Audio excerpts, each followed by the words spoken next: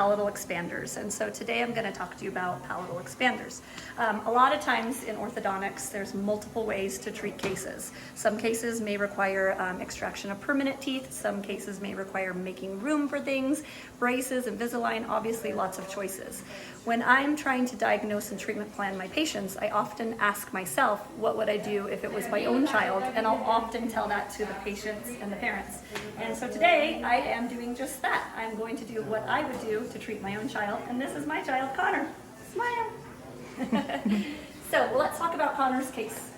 So we use palatal expanders for many things. The most common would be correcting something called a posterior crossbite, meaning that the back teeth are crisscrossed with each other. And Connor has a mild one of those. And what I mean is usually the upper teeth are wider than the lower teeth. And you can see on his case, they're hitting edge to edge. And on many patients, these upper teeth are actually biting inside of the lower teeth. And we call that a posterior crossbite. That is one of the main reasons we do expanders. Another very common reason to do an expander is just generally to make more room in the mouth for crowded teeth. The most common teeth that get blocked out that don't have room are going to be permanent canines. But you can see in Connor, he already doesn't have enough room for his lateral incisors. You see how this tooth is already twisting because there isn't enough room for it to fit. And when you look at his mouth here, you'll also notice this is a baby tooth. There's not a lot of room for these two teeth. So his expander is going to make more room for these teeth to fit and also correct his crossbite. Palatal expanders also help when an upper permanent canine tooth actually already gets stuck, which often happens.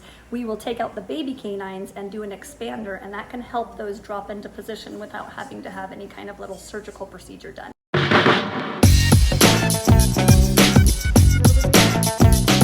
Okay, this is what we call a separator. It's essentially just a little thick blue rubber band, and I'm gonna stretch it with my floss, and I'm going to actually floss it in between his teeth.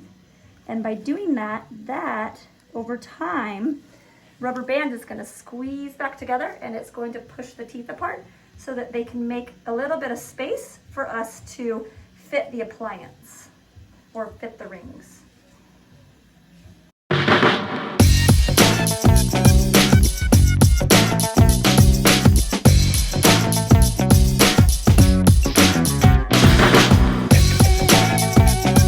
Connor was special and got to get his separators put in at home, which you just saw pictures of. But now we've got stuff that we need to do in the office. And so today we're going to be fitting him for his expander. The expander is made in the office, in the lab, and it's made specifically for each person. So we have certain parts that we have to fit on the teeth, and then we take an impression and send that to the lab, and then they will fabricate a specific expander made for each child. So first we have to take out those little blue separators that we put in.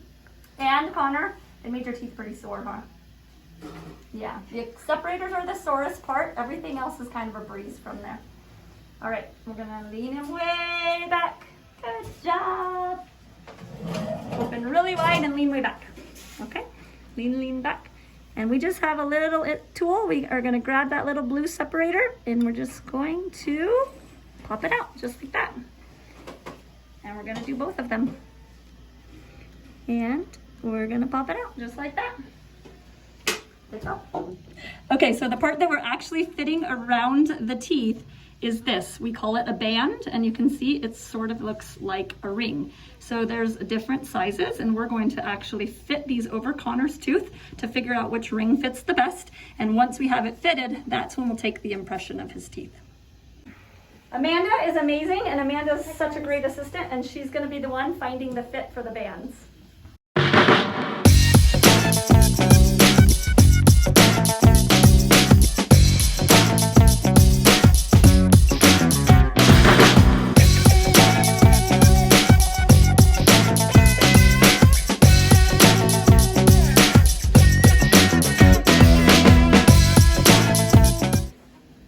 So the bands are fitted, everything looks great. We're going to go ahead and take them out and transfer them to the impression.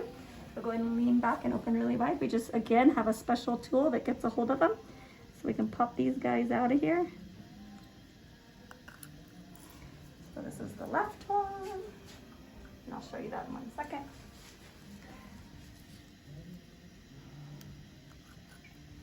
Okay. So what the lab will do is they will then transfer each band, which as we called it is like a ring, to the impression, like so. And then that will get poured up and become a stone model, and they can work with that to make the expander. All right, we're gonna go ahead and put those separators back in because we don't want to lose the space that we got. So again, we have these little blue rubber bands, and I'm gonna stretch them real big, and he's gonna lean back and open his mouth really wide, and I'm just gonna floss them. Oh, see, they go real easy the second time because the space is already there.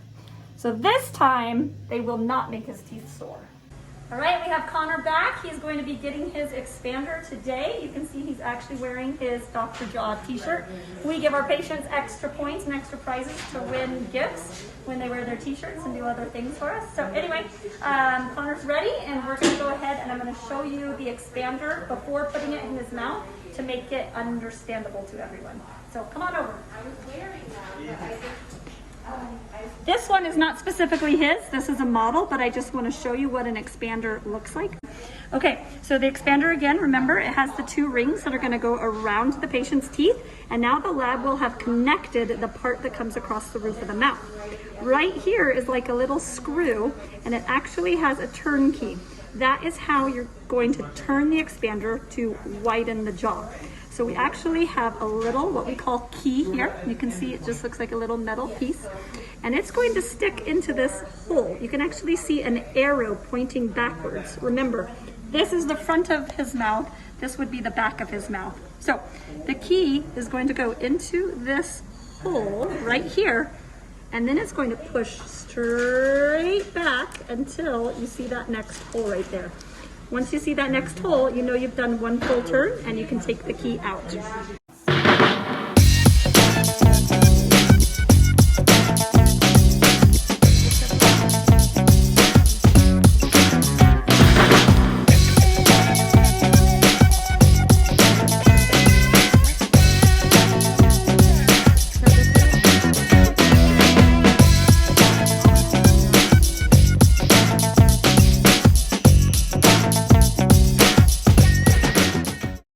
Okay everybody, Connor and I are here in our own home, and we're gonna talk a little bit about turning the expander.